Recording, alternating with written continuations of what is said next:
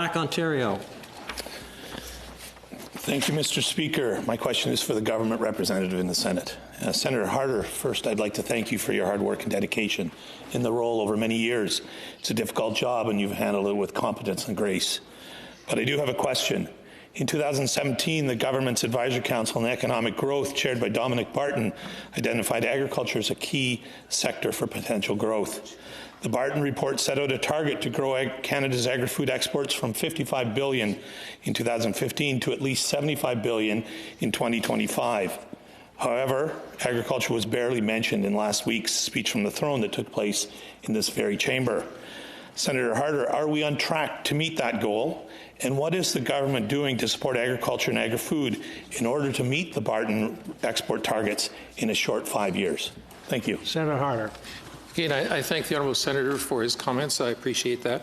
Let me say that with respect to the agricultural sector, it remains a sector of vital importance for Canada's export markets. And if I could, I would suggest that we be vigilant in comments that we make, particularly with Asian markets and China in particular, which is a very significant and important market for Canadian agricultural exports.